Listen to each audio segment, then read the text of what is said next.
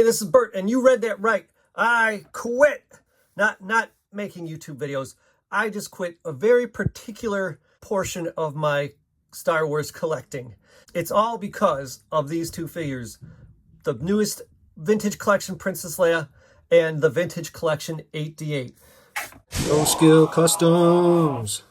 One of my favorite parts of my collection has been my tower display here. In this tower, I've set up every vintage Kenner Star Wars figure, and next to each vintage figure, I've displayed the best modern equivalent.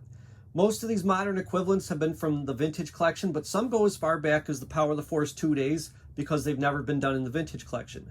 But I'm about to take it all down, and it's all because of these two figures. So the problem with Princess Leia is this. She's too good. I mean, she's just such an amazing figure. And so I have like 4 scenes that have Princess Leia in them. And I've slowly just been collecting Princess Leia figures over the years. Once I saw how good that Princess Leia was, I kind of felt like I needed to just replace all 4 of them in all these different dioramas. And then I thought, if I'm buying 4 of these just to finish up the dioramas at $17.99 each, if I was to buy a 5th one, it's almost $100 of just Princess Leia figures. And it just didn't seem like it was worth it. So I couldn't really do that. And then with Princess Leia, I thought about all their other announcements. They're making a new Chewbacca, Han Solo, Obi-Wan Kenobi, Luke Skywalker, Mo Naden. Now, don't get me wrong, I want updates of all these figures, but with the exception of Mo Naden, each would be needed in multiple established dioramas that I have. So the prospect of updating all these setups, and then with the upcoming figures, and then also updating my vintage Kenner / modern comparison tower just seems like it'd be way more expensive than it's worth. And then I thought about the other side of things. 8D8, not great. And while 8D8's head and torso are better sculpted than the Power of the Force 2 version, his coloring is wrong, the paint of his markings on his body is wrong, and quite frankly, the fact that he doesn't have any elbow articulation is wrong.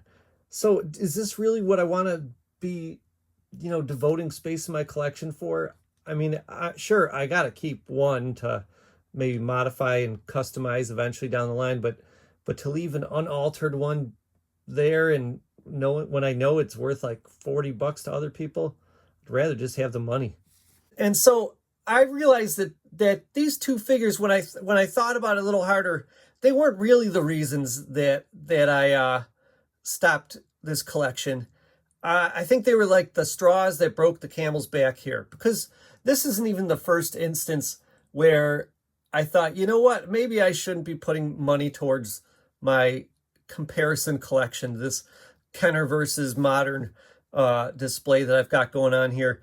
As much as I thought it was cool, there's figures that really irk me, and then there's figures where I'm like, do I spend $18 more to get a photoreal version of this guy, photoreal update, when that's the only thing that's changed?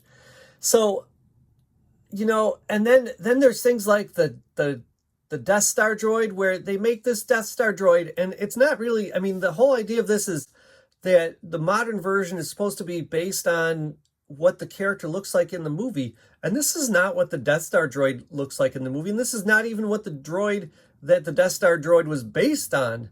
The one from the Jawa Sandcrawler. This isn't even what he looks like in the movie. This is a toy made to look kind of like the vintage toy, and not really like anything that's actually in the movie. And that kind of betrays the whole idea of this display as well. So I thought to myself, you know what? Some of these figures are super rare and valuable. Maybe I'll just sell them and put that money towards something else. Like I got a Lumot sitting here, Malakili, and maybe I just don't need multiples of all these expensive figures. And then what I'm going to do is I'm going to make it so it's not so crowded. I'm going to spread out all my vintage figures, because I like to have like their main variants. I'm not one that's going to try to get all the super rare variants, but I like to see, like, Hoth Leia and Bespin Leia and all their different hair colors, and Lando Calrissian with the white eyes and without. So I thought, you know what, maybe what I'll do is just spread out the vintage toys And maybe I could even make things work where I could get my mini rigs in here. I thought this might be a cool spot for my mini rigs to be displayed. So a lot of changes going on over here. Let me know what you think. Should I quit the collection? You might be too late, but should I quit it or should I keep it running? Let me know. See you next time. This is Bert.